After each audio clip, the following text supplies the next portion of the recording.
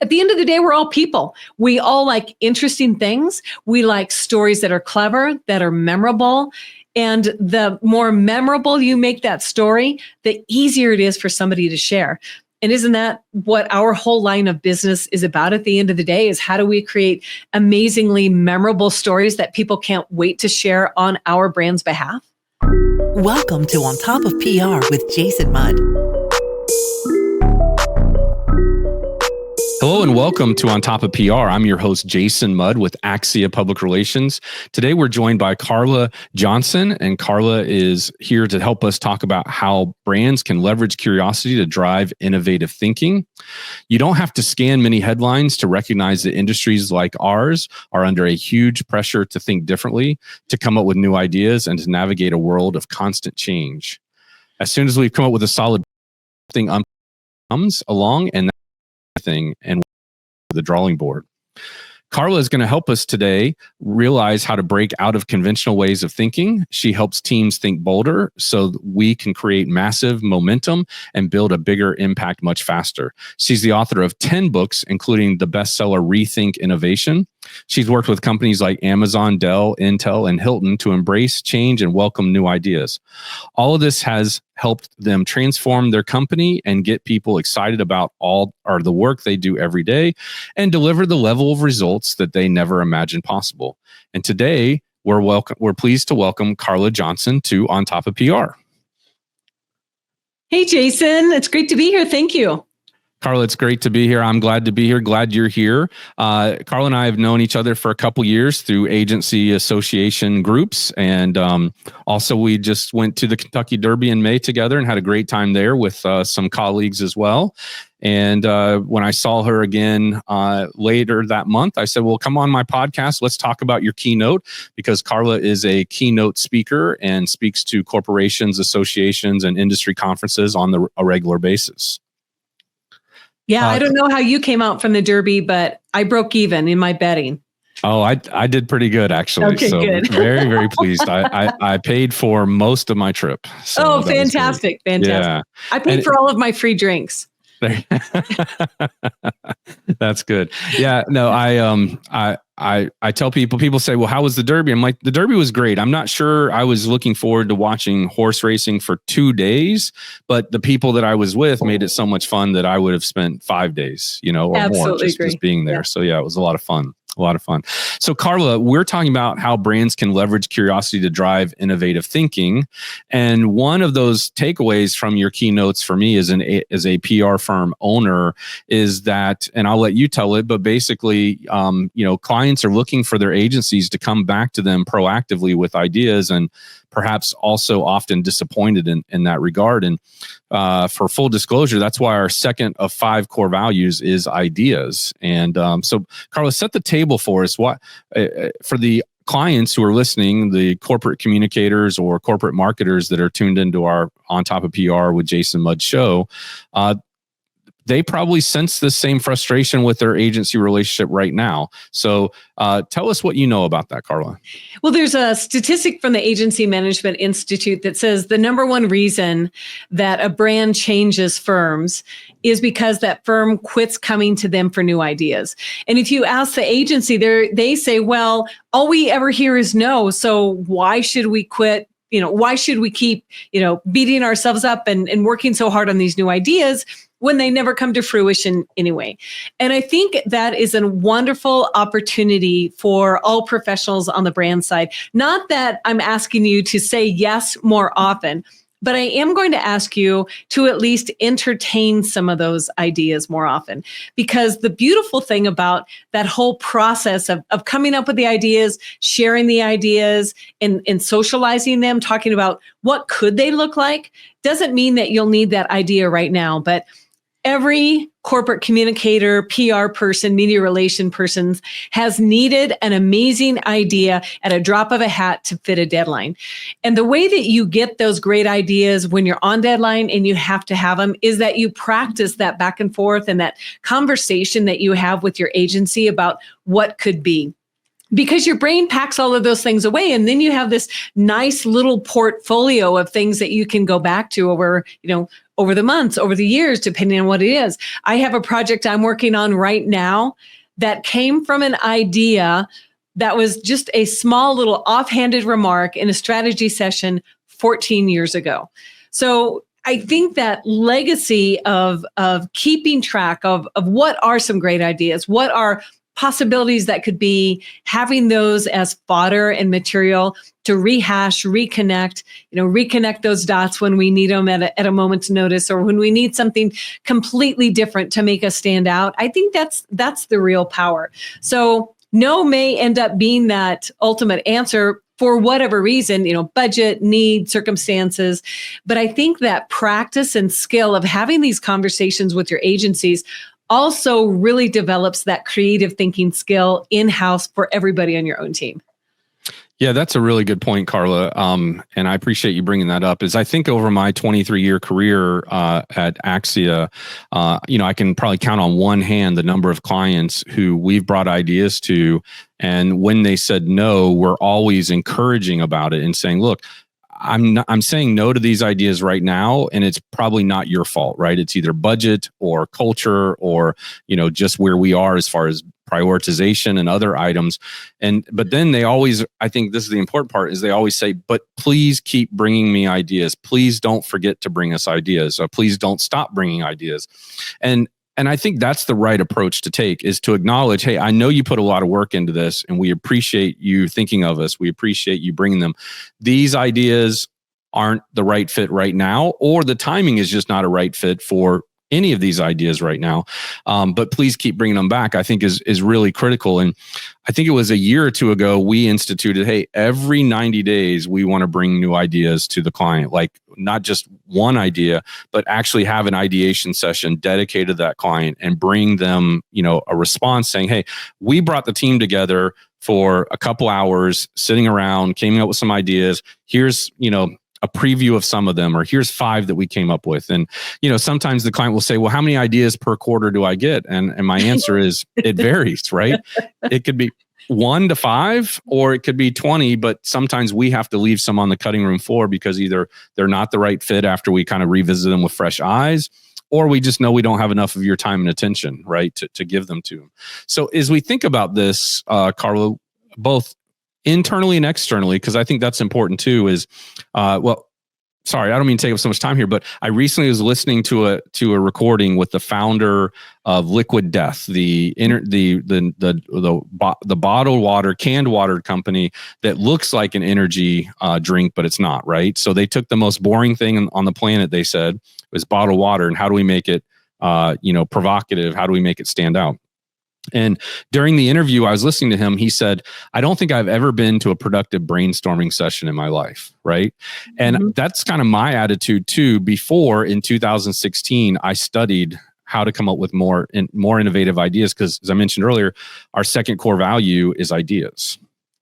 And so as we really started thinking about, okay, how can we, in 2016, I started the year saying, okay, I think our ideas are getting stale. I don't think we have a good process for ideas. So I studied, Disney, Pixar, Google, Apple, and all these other companies to figure out, how do they innovate? How can we borrow from those ideas and expand upon them for ourselves and our agency? So that was my mission in 2016. And ever since then, we've been doing weekly brainstorming or ideation sessions at our agency ever since. And we've gotten pretty good at it. So good that there's a couple agencies that actually hire our agency to brainstorm on behalf of their clients. Wow. Because they can't do it well. And these are pretty big agencies, actually. And we all know big companies are the ones who struggle the most with innovation. And a lot of it is because of their culture of saying no to ideas and things like that. So that's a long-winded intro to say this, Carla, which would be, what advice could we give to our audience today, regardless of their organization size, big or small, to help them embrace and leverage curiosity to drive that innovative thinking internally, as well as in cooperation with their external agency if they have one? Well, I feel like you just set me up To give the most amazing answer there, Jason, the first thing I think they should do is read my book, Rethink Innovation, because it codifies everything that you just talked about where do we find the inspiration for a great idea? How do we relate that into the concrete business need that we have right now to generate ideas? And even how do we pitch them in a way that doesn't always mean 100% that somebody will say yes, but certainly increases that chance dramatically, and also gives people a formula for feedback. Because what I would hear from executives, chief marketing officers, chief communication officers, CEOs even, is that my team never comes to me with new ideas. Now, this sounds kind of familiar with my agency never comes to me with new ideas. Right. And then you go to the team and the team says, well, all I ever hear is no. So why should I keep going through that when all I hear is no?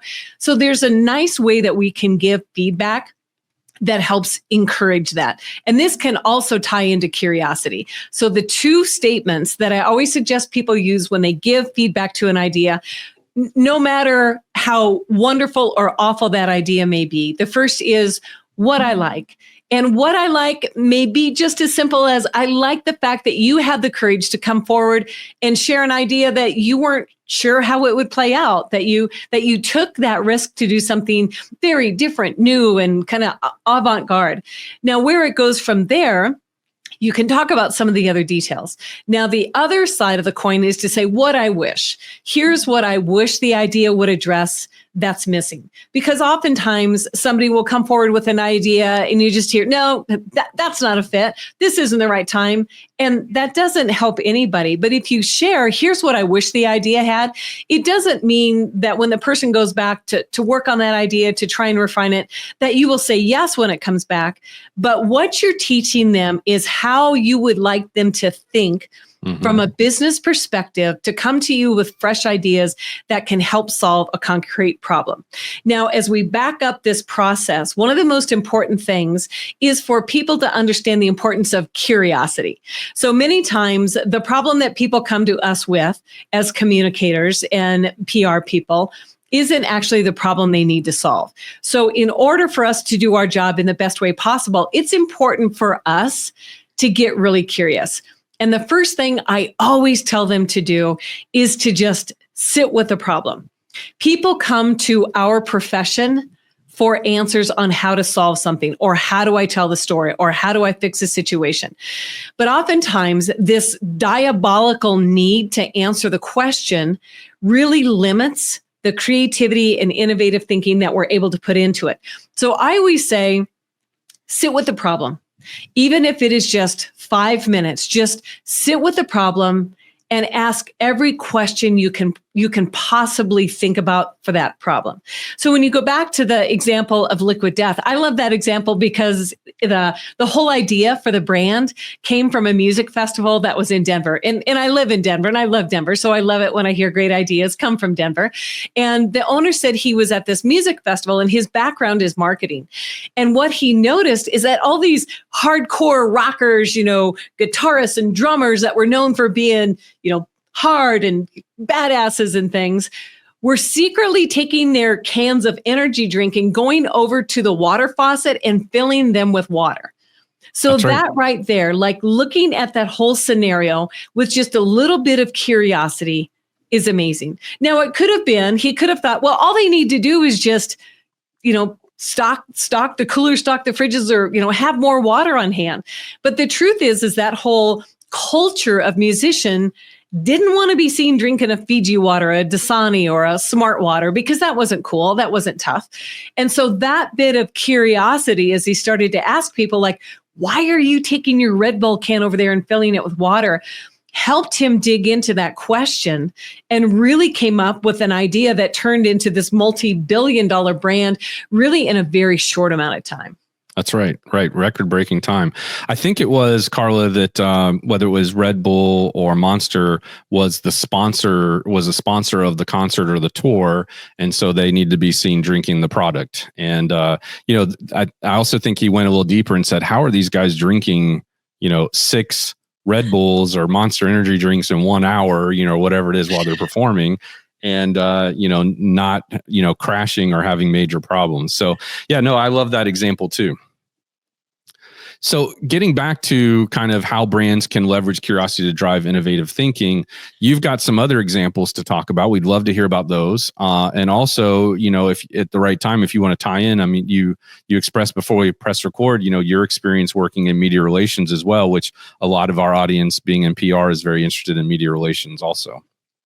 Yeah, and to your point, I worked in media relations on the corporate side, and it was for a tech and telecom company. And the thing that we always asked ourselves in working with the media is, how can we make the story that we're telling hyper relatable to the everyday reader? Because not all of the readers are tech savvy kind of people.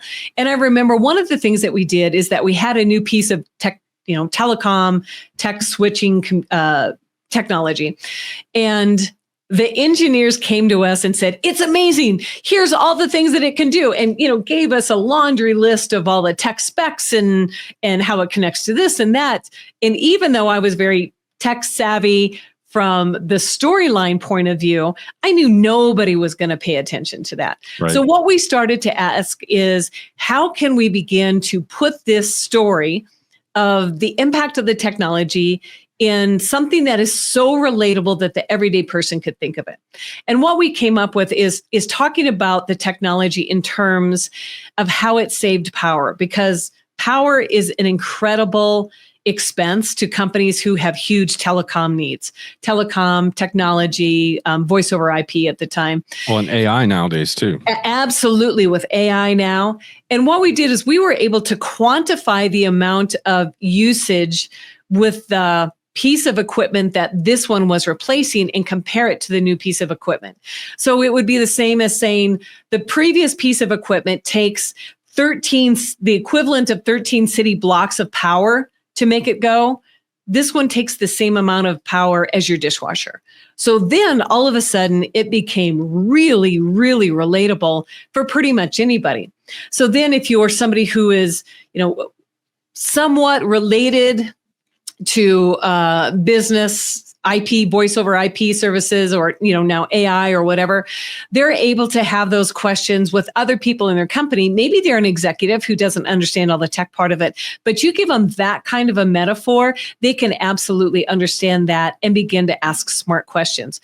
So when we think about this in other contexts of curiosity, we have this principle of, let's just sit with the problem to start with. Let's not jump and work so hard to solve the answers, or find the answer to the question so quickly that we miss all the opportunities in front of us.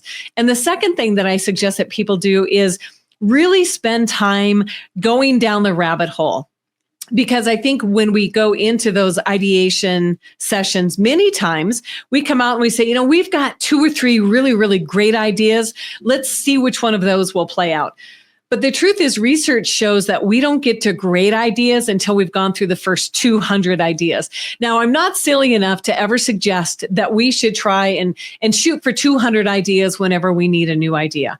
But what it tells us is that we need to go considerably further with the ideas we do have to see the possibility of what we can come up with. Because if you think of the brands and the PR campaigns and the things that really stand out, the things that make it into the PR Hall of Fame, they are amazing campaigns. And they aren't campaigns that started that way because it was one of the first 8 or 10 ideas. It was an idea that started a little bit, and people said, well, let's see what we can do with that. And then they took it a little further, a little further, a little further.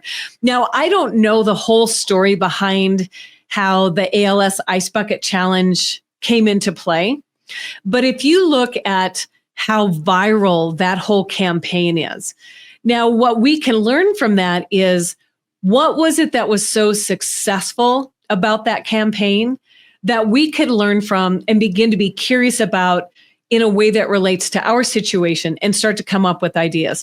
So we can ask ourselves, well, we know a couple of things that made it successful is that you had two choices. For, I would say, the extroverts, they had the big camera and all their friends, and they were dumping buckets of ice water over their heads. For maybe the little more camera shy or introverts, they just wrote a check. So it gave people options. It was something that was easily scaled anywhere. it didn't cost them anything to scale it. It had this emotional connection, a little bit of a challenge between friends and things. And so there's so many of these elements that if we say, okay, if we're looking for something that can be easily shared, what kind of things can we, what kind of ideas can we get around this? What could be easily shared? And I know in the keynote that you heard me give, I talked about the Shreddy cereal. And one of the things that they were facing is that their sales were tanking dramatically. They're a company that started in 1935, but in the early 2000s, it wasn't just other cereal makers they were competing against. It was things like breakfast bars and protein drinks and fast food, drive-through breakfast and things like that. And so they had a strategy session, and it was the brand and their agency, and there was an intern in there. And he got curious, and he just held up a piece of Shreddy cereal, which looks like a piece of wheat checks. And he held it up and he turned it 45 degrees and he says, "What if we call these diamonds instead of squares?" And his boss says, amazing, run with that, see where you can go. And he went down the rabbit hole just as far as he could. And it's an amazing story of how they created this whole mystique around the square Shreddies versus the diamond Shreddies and which one tastes better. They did a taste test, and it just kept going and going and going. They did a survey of the entire country of Canada. Which do you like better, square or diamond Shreddies? Then they started to use it as a contest on Instagram. And they said, show us pictures of when you have two Shreddy cereals that come together. So almost like a double diamond. And that's a natural thing that occurs in some boxes of cereal. And so people would start to post pictures of their cereal. Single guys are posting pictures of their cereal. Moms have their pictures of their kids, eating breakfast before school. And dog owners are showing pictures of the double Shreddies with their pug. And they started to give away prizes for people who would tag Shreddies when they posted this. And so all of a sudden, people are now buying a cereal almost like a lottery ticket. And you think, well, that's so crazy and that's absurd. But the reason it was so incredibly successful is because they were constantly curious about how far can we continue to push this idea. And I think that makes it fun for everybody living in that land of what if and what could this look like and how crazy can this be? And that's the absurdity behind that is actually what makes comedy and humor so successful, but it's also what makes us incredibly memorable as a brand. And if you look at, all the attention and the noise and trying to break through that, regardless of what your industry is, regardless of who your customer base is, at the end of the day, we're all people. We all like interesting things. We like stories that are clever, that are memorable. And the more memorable you make that story, the easier it is for somebody to share. And isn't that what our whole line of business is about at the end of the day, is how do we create amazingly memorable stories that people can't wait to share on our brand's behalf? Yeah, 100%. When PR is at its best, you're creating shareable stories, right? And absolutely. And the market resonates with that. So for our audience, we're going to put a link to Carla's book on our On Top of PR website, which is ontopofpr.com. But you can also go straight to this episode by going to ontopofpr.com/Carla-Johnson. In that, we'll put a link to your book. And where's the right way to find your book? You can go to Amazon. I always encourage people to go to independent bookstores, booksellers, because I'm a big fan of those. Sure. Barnes and Nobles, pretty much any place you buy other great books, you can find my book, Rethink Innovation. Okay. And then secondly, if you'll provide the videos, we can include links to the videos, or if you can provide the links to the videos, we'll show the videos of this campaign that you talked about. Because in your keynote, you show the videos, right, of them doing focus groups. Yeah, I absolutely do. Yeah. Yeah. So is that something you can provide links to that we can put in our episode? I think what I can do is share that section of my keynote, because it tells the whole story behind the Shreddy cereal. And I think that's one of my favorite stories, because I think especially as the storytellers and as PR people, communication people, we tend to default to what did we do last time and what worked best. Right. And I think especially now we are working so incredibly hard to get and keep people's attention. Right. And if we always go back and do the status quo kind of thing, we're never going to get the kind of results that we want, because we have this belief that there's certain things that we always do that are the safest bet. But I think now, in the world that we live in, that safest bet is probably our greatest liability. Yeah. And the other thing I would say you're reminding me of is like my previous employer, my boss always, this is the press release we sent a year ago for this same announcement. Why are you changing it? Why are you refreshing it? And I was always trying to bring in new ideas and innovation. And I really felt like that was the one way that he really tied my hands, because we were, 10xing the previous outcomes and outputs that, that the company had before I got there. But, he never wanted to refresh anything. It was like, oh, it worked last year. Let's keep doing it. So, I think it depends on the culture of the organization that you're with. This episode is brought to you by Audible. Enjoy 30 days free of Audible Premium Plus by going to ontopofpr.com/audible. You're listening to On Top of PR with your host, Jason Mudd.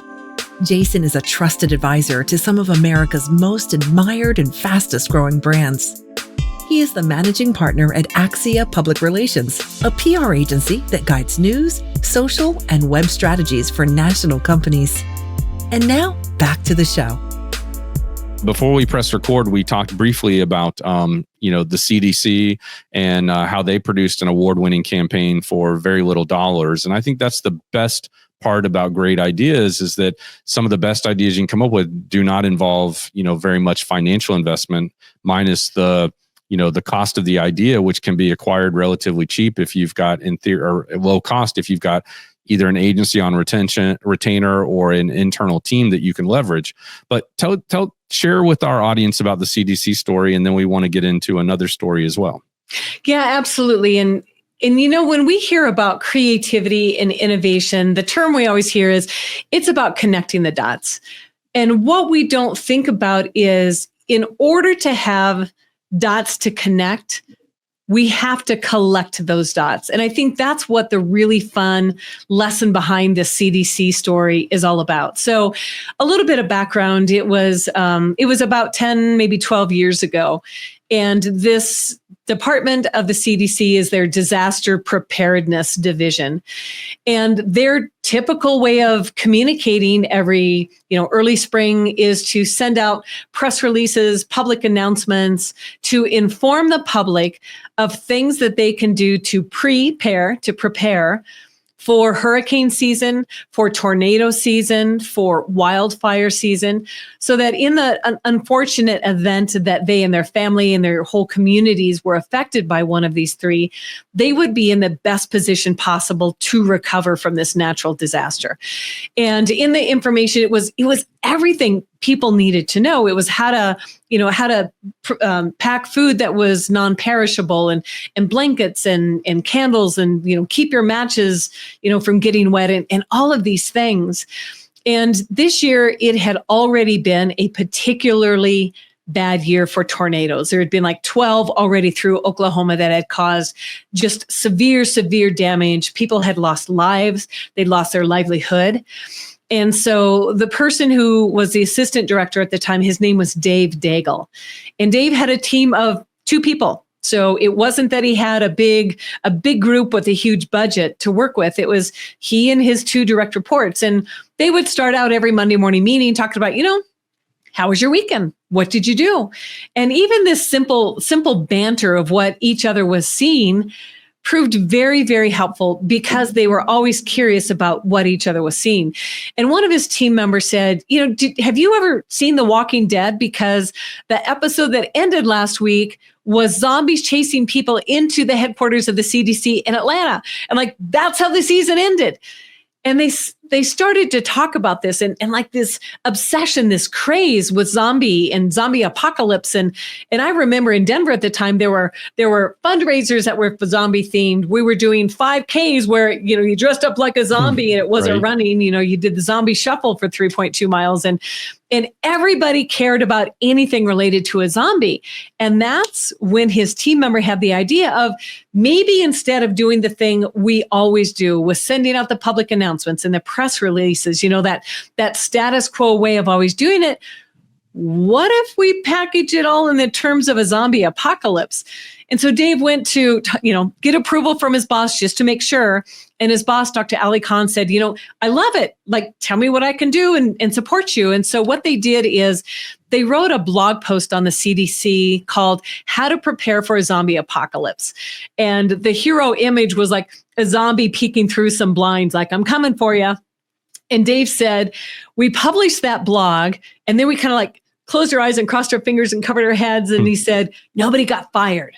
So then that was on a Tuesday. On a Thursday, everything was okay. So they promoted it on social media. So Facebook and Twitter, as it was called at the time. And he said within an hour, they had over 60,000 hits. And the CDC server went down temporarily because everybody wanted to know how to prepare for a zombie apocalypse. And so they're like, oh my gosh, okay, our little simple test is paying off. Right. So they took that idea, they had sat with the problem. They talked about it. They took this idea and they went down the rabbit hole with it. And they said, how much more? Like, what can we keep doing? So they created graphic novellas. Essentially, they look like comic books, but they tell this amazing story about how to prepare for a zombie apocalypse. And lo and behold, all of the information in those is exactly the same information that was in all of the public information that they had sent out for years that people completely ignored.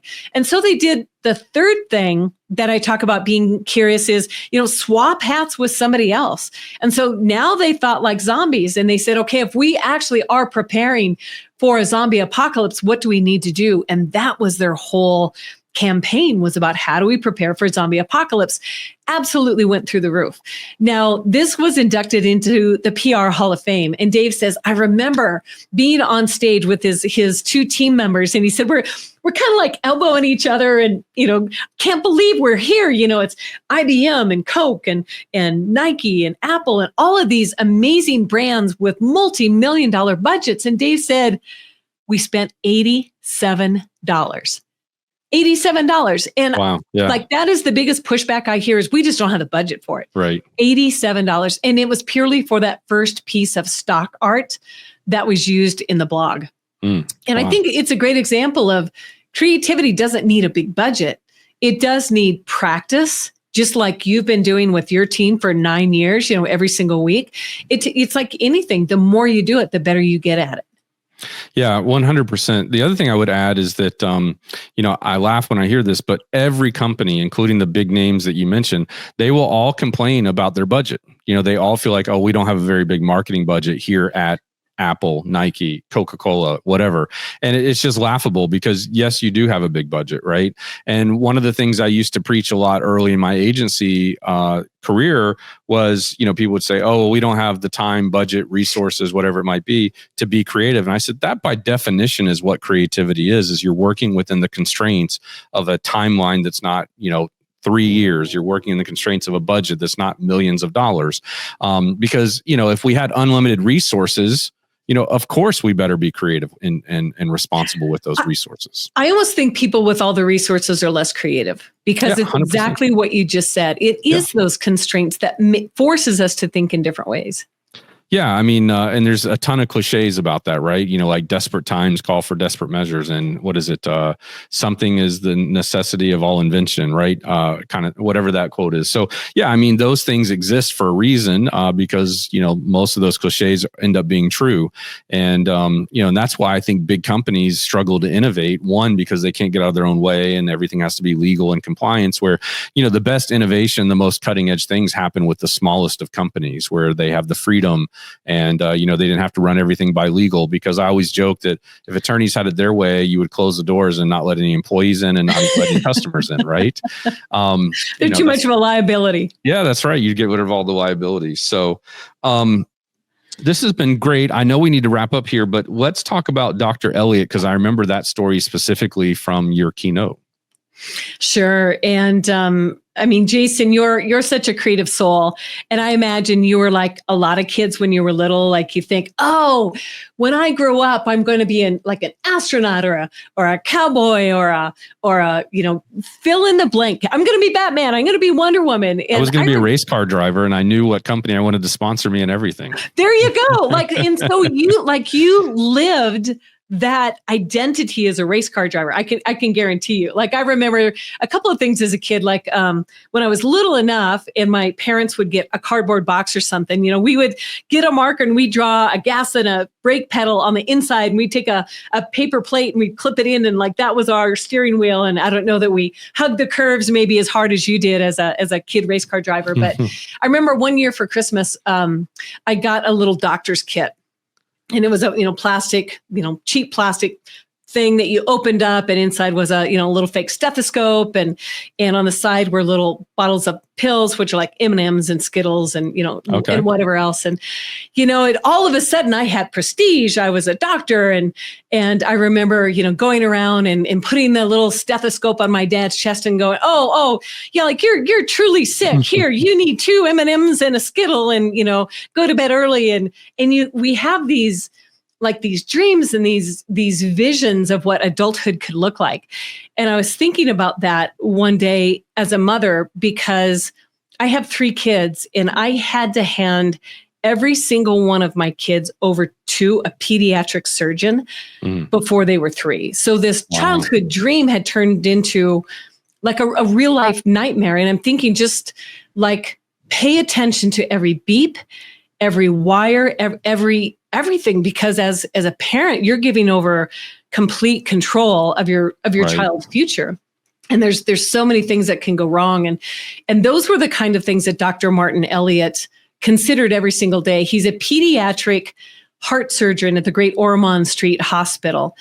And he thought of these things because he knew that pediatric heart surgery is one of the most high risk processes that can ever be done. And you think about the vulnerability and the fragility of the patients. And for his situation, he had a process where after surgery, they had to move the patient from the surgery table to a gurney and down the hall to the ICU.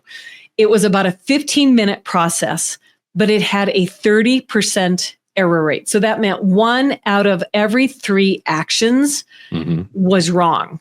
And you think a wrong action, a wrong decision, a missed something, a missed handoff, patient vital signs aren't either shared or shared correctly or whatever it is. This is a life and death thing. And you think of the pressure that we're under as PR and communication people with deliverables and deadlines and accuracy of information. That's nothing compared to what Dr. Elliott faced every day. And he had gone down the lines. He'd done, Six Sigma and lean and process mapping and all of these things. And it had a huge price tag to it, sticking with what they'd always done, because it's a research hospital. And so not only was there potential loss of patient lives, you can't attract top talent with this kind of error rate. And if you can't attract the research talent, you don't attract the funding that comes along with it. Right. So it's a huge issue. And this was a weight on his shoulders. And it was one Wednesday morning, and Dr. Elliott came into the patient lounge, and granted, 10 o'clock in the morning, he'd already done 2 pediatric heart surgeries. So he's physically exhausted. He's mentally exhausted. He has this constant weight about the error rate that he's always trying to solve. And he sits down on the couch and he's thinking, like, I've got to be able to do something. And he looks up, and when he does, he sees the TV screen on the wall on the other side of the lounge. And he says, like, that's it. I just found the answer to how I fix that 30% error rate, because what he saw on TV was a Formula One pit stop. And he watched as a Formula One car pulled into the pit stop, and the crew came out and they gassed it and they changed the tires and they cleaned the wipers, and the car was out in 6.8 seconds. And he said, what they do is just as life and death. And what I see, it's not just about process and tools, it's about performance. So he invited that Formula One team into the hospital to work with his team. And as they went through everything and how the whole procedure was conducted, they found 2 really, really critical things that made all the difference. So the first is that in a pit stop, the Formula One team are all encouraged. If you see something, shout it out, call it out, let everybody know. But in the OR, there's one person in charge, and that's the surgeon. And you were very much discouraged from speaking up and questioning the surgeon. Gotcha. And the second thing is that in a Formula One pit stop situation, there's one person in charge. But what they found in the OR is that as soon as the surgeon had left the room, nobody was in charge and it was total chaos. And so in looking at this, they were able to identify these critical things that they could fix. But Dr. Elliott, he didn't stop there. Like, he didn't just swap hats and think like a Formula One pit stop crew. He said, everything that we do in the surgery environment is about communication. And oftentimes it's physical, not just verbal.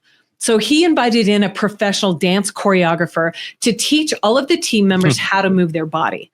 Okay. So you think about this. So he has learned from a Formula One pit stop team and a professional dance choreographer. So now he's learned to think like them. So he's done a technique that I call the hat swap, which is amazing for curiosity and creativity, because we get stuck in our everyday life, our everyday deadlines and demands, and this is the way things are done. But if you ask yourself, what would a Formula One pit stop crew member do if they sat in my job today? How would they look at this differently? How would they think of it differently? How would a professional dance choreographer think of it? How would how would Beyonce think of it? How would Lady Gaga think of it? How would Frank Lloyd Wright think of it? All of a sudden, it gives us a window into our work with new lines of sight that we've never, ever seen before. And the beautiful thing of this whole story with Dr. Martin Elliott is that they were able to drop that error rate by 20% in a matter of about 6 months. So that's not just transforming a procedure, that's transforming a life and death situation. And so if they can do it in an operating room working with children, we can certainly do this in our boardroom, conference room, or with our B2B service or our B2C product, all day long. And at the end of the day, I mean, ultimately, innovation is ways that lives are saved and economies are created. And so what we're talking about here can be incredibly valuable, just like anything else in life. The more you put into it, the more you'll get out of it. And Carla, I want to thank you for being on the show today. Unfortunately, we've ran out of time. Otherwise, I think we could keep talking about this great topic forever. If our audience wants to get a hold of you, whether that's for, about your book, about your speaking, maybe even your consulting, what's the best way for them to reach you, Carla? You can reach me at my website. It's carlajohnson.co.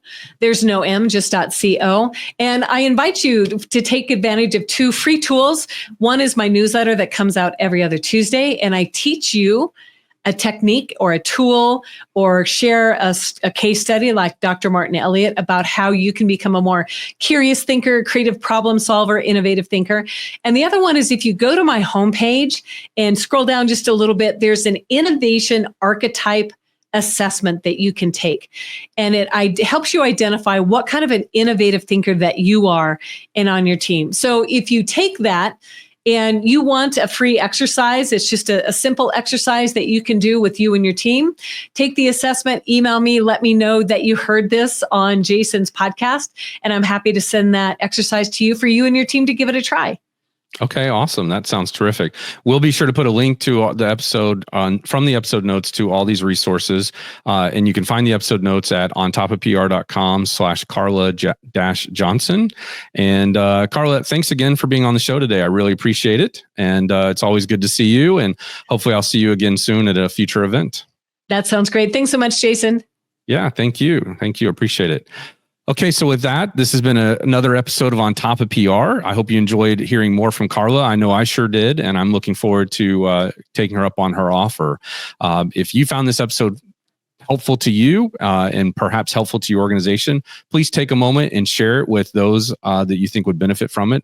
They'll appreciate it, and so will we. And with that, this is Jason Mudd signing off, helping you stay on top of PR. Be well.